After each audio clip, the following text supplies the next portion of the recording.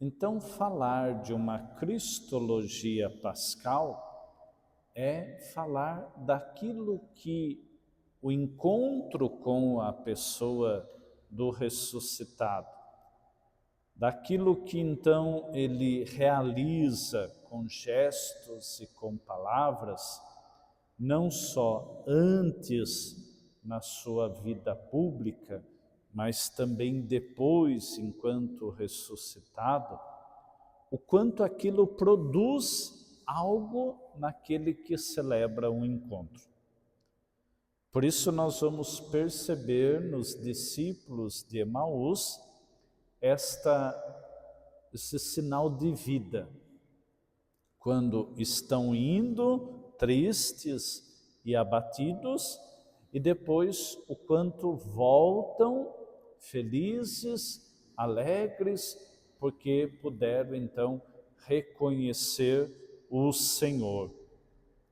Então essa cristologia pascal é justamente uma forma, um meio da gente olhar para as coisas e enxergar esses sinais de vida e esses sinais de ressurreição.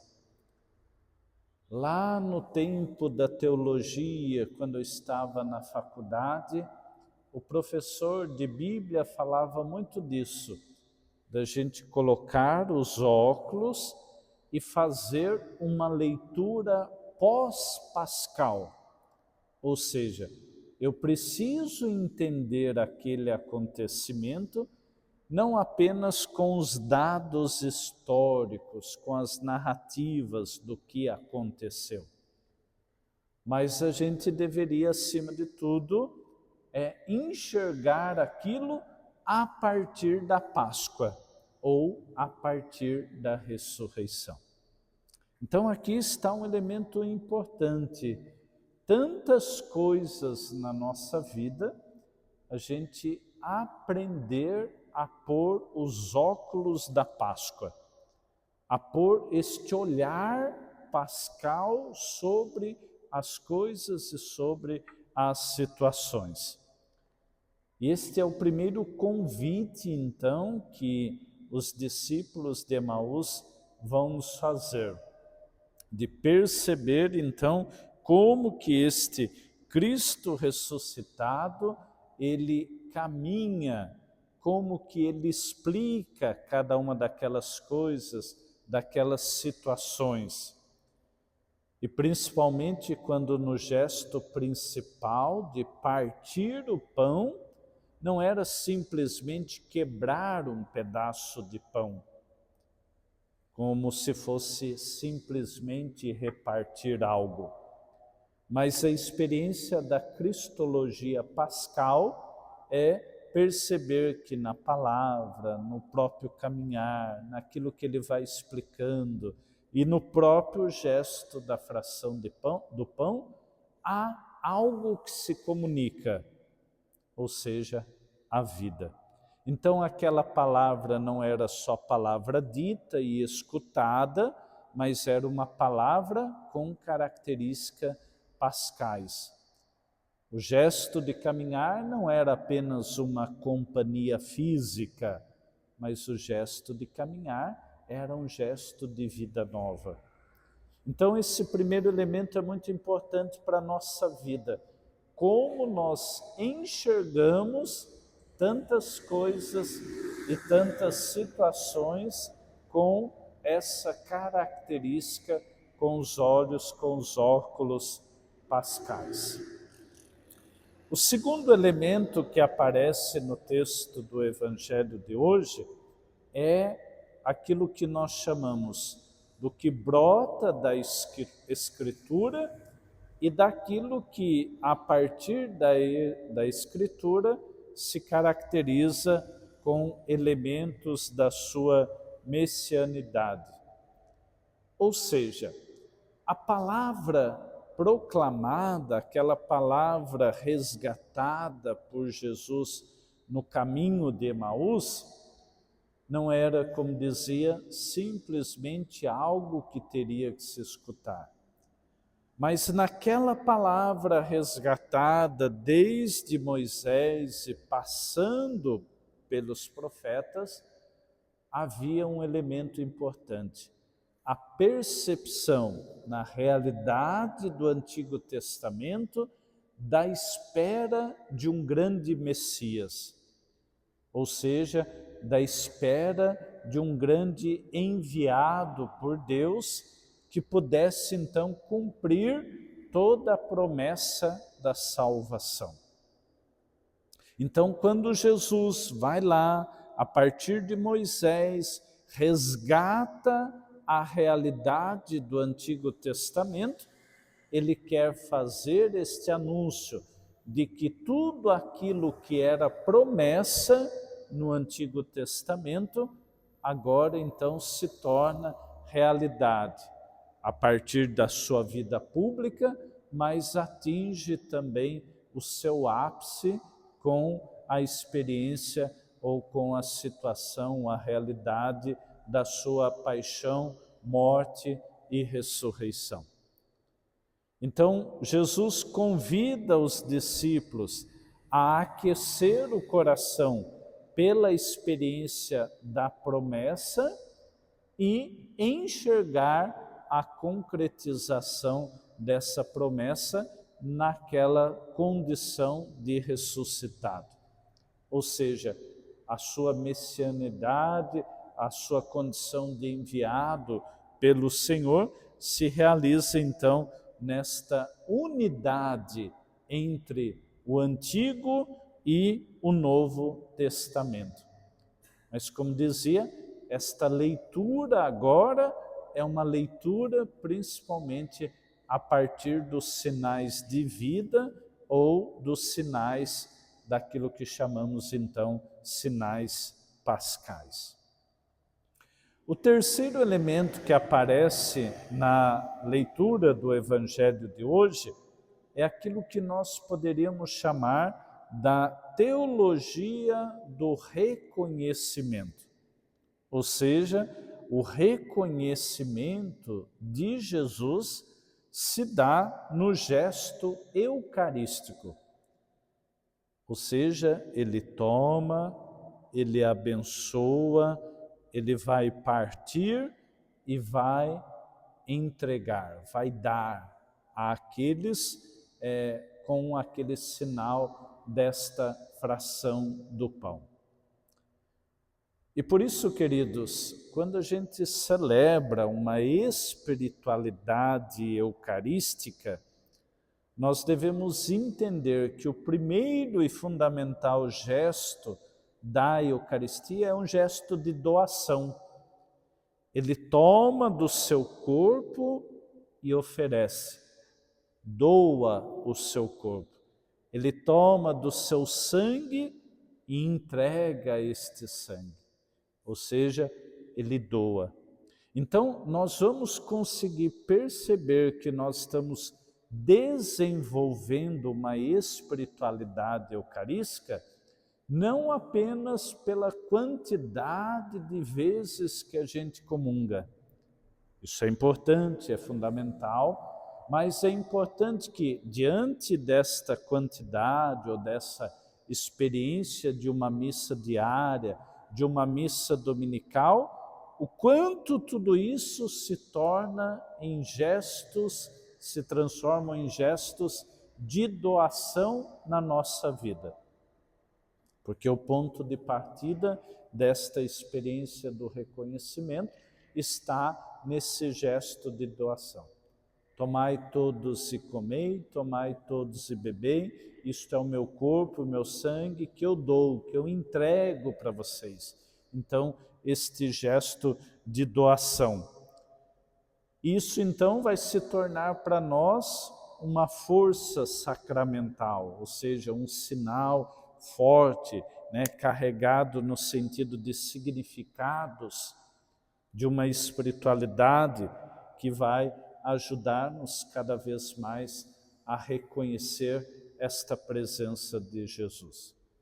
Quando nós celebramos a Eucaristia, aquilo que é oferta da comunidade, preparada na credência, é colocada sobre o altar, então é santificada pela ação do Espírito Santo e volta como este alimento, como este gesto de doação para cada um, então, que participa dos sinais da Eucaristia. Então, olhar como que nós reconhecemos o Senhor nesse gesto de partilha, de tomar, de abençoar, de partir e de oferecer a cada um de nós. O quarto elemento que nós podemos pensar dos discípulos de Emaús é que nós poderíamos chamar então da missão e do anúncio. Ao serem iluminados, os discípulos tornaram-se missionários imediatos, voltam a Jerusalém para anunciar. A experiência do encontro com Cristo torna-se impulso evangelizador. A verdadeira experiência cristã conduz à partilha e à missão. Ou seja, a Eucaristia, a fração do pão, ela traz em si a dimensão do alimento, da entrega, da comida, das bebidas espirituais e traz acima de tudo, essa dimensão missionária. Ou seja, quanto mais nós comungamos, quanto mais nós participamos da fração do pão, nós devemos nos sentir provocados a um anúncio, sentir provocados então a um testemunho, a proclamar de fato então esta palavra que o Senhor nos convida a testemunhar e o próprio gesto de doação que se realiza em cada missa. Então, comungar, celebrar a fração do pão, é celebrar esta nossa vocação missionária. Então, participar da missa é renovar o ardor missionário, é renovar essa disposição para testemunhar, então abastecer-se, renovar as energias para poder dizer, olha, estou continuando nessa missão, nessa tarefa e nessa responsabilidade. Então, mais uma vez, não é simplesmente comungar algo e ficar para si, mas é perceber que nós somos convidados a contar aos outros. Eu não sei se vocês já tiveram experiências de pessoas perguntando, por que você vai tanto à missa? Por quê? Qual é a razão para nós desse alimento, desta experiência, para poder depois contar aos outros por que nós estamos aqui?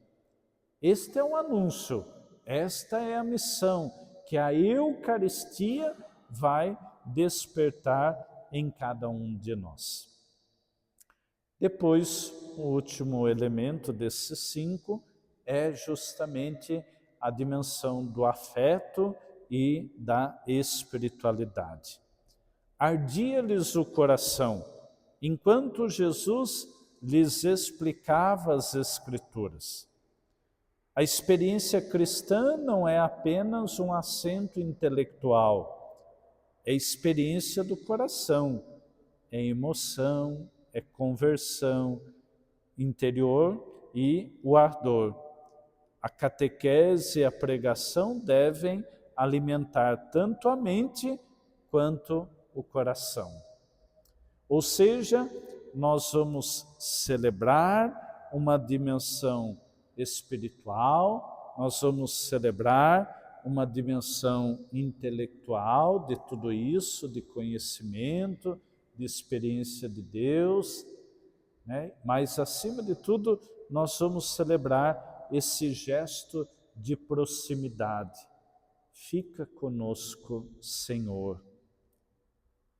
No último domingo, a gente ouvia, eis que eu estarei convosco todos os dias até o fim dos tempos. E eu refletia domingo nas homilias desse sentido da ascensão, como grande cuidado que Deus tem para conosco, quando logo ele já diz: eis que eu estarei convosco todos os dias até o fim dos tempos. Então, celebrar a Eucaristia é também celebrar esta dimensão afetiva da presença viva, real, né, sacramental, e celebrar então este cuidado, este abraço que o Senhor nos dá através da celebração da Eucaristia. E desenvolver esta espiritualidade, como dizia, desenvolver uma espiritualidade eucarística com gestos daquilo que a gente celebra e daquilo que também nos leva para a missão. Por isso, quando nós pensamos no gesto particular da fração do pão, a expressão fração do pão é a mais antiga maneira para designar a Eucaristia. Então, lá no começo se dizia, eles se encontravam, né, para celebrar a fração do pão.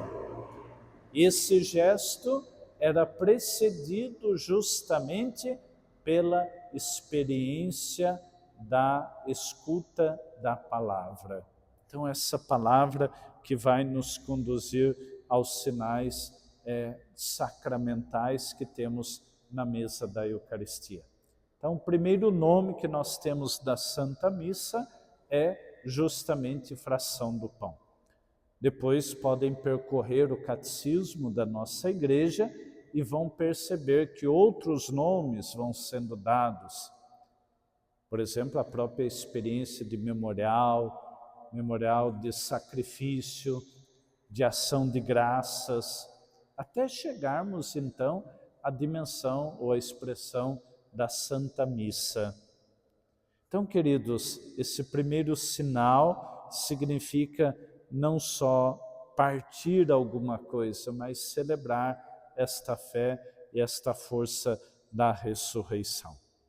Por isso, a fração do pão lembra o gesto do Cristo que se doa e do cristão que tem que partilhar. Esta é uma dimensão constitutiva da vida cristã e da vida eclesial. Perseverar na fração do pão é viver enraizado no mistério da presença real de Cristo, que se oferece por nós e nos alimenta com o seu corpo e com o seu sangue. Então, celebrar cada vez mais a Eucaristia é perceber o que nós encontramos nela. Então, a Eucaristia, que é fonte de comunhão, que é força para a missão e que, acima de tudo, é um sustento para a perseverança no caminho cristão. Nós somos privilegiados. 2 missas por dia. 8 missas na paróquia no final de semana. E tantas realidades que precisam e que não têm. Então, queridos, agradeçamos por tudo isso. Pela oportunidade de todos os dias, a tantos poucos metros, podemos dizer, de casa, nós temos este acesso à Eucaristia. Eu digo isso porque a palavra grega Eucaristia, ela vai significar ação de graças. Então, agradecemos por este gesto, por este sinal sensível que o Senhor nos apresenta, nos oferece. Essa ação de graças que o Senhor eleva ao Pai já na última ceia. Essa ação de graças que nós fazemos em todo o rito da celebração da Santa Missa. Mas esta ação de graças que deve estar presente no nosso coração. Então, o cristão que alimenta-se da Eucaristia, ele deve trazer essa disposição para o anúncio, para o serviço, para a missão, para o testemunho, mas trazer a alegria e trazer essa dimensão da ação de graças na nossa vida. Nós podemos concluir então lembrando uma expressão que o Papa João Paulo II escreve na Eclésia de Eucaristia, no número 1, quando ele diz assim: a Igreja vive da Eucaristia. Esta verdade não exprime apenas uma experiência diária de fé, mas contém em síntese o próprio núcleo do mistério da Igreja. Na Sagrada Eucaristia, pela conversão do pão e do vinho no corpo e no sangue do Senhor, goza desta presença com uma intensidade sem par. Desde o Pentecostes, quando a Igreja, povo da nova aliança, iniciou a sua peregrinação para a pátria celeste, este sacramento divino foi ritmando os seus dias, enchendo-os de consoladora esperança. Que cada dia que celebrarmos a Eucaristia, possamos lembrar deste sinal de partilha, desse sinal que nos coloca em missão, desse sinal que renova as nossas forças e desse sinal que, acima de tudo, nos consola, nos dá esperança e nos coloca como peregrinos do céu. Louvado seja nosso Senhor Jesus Cristo, para sempre seja.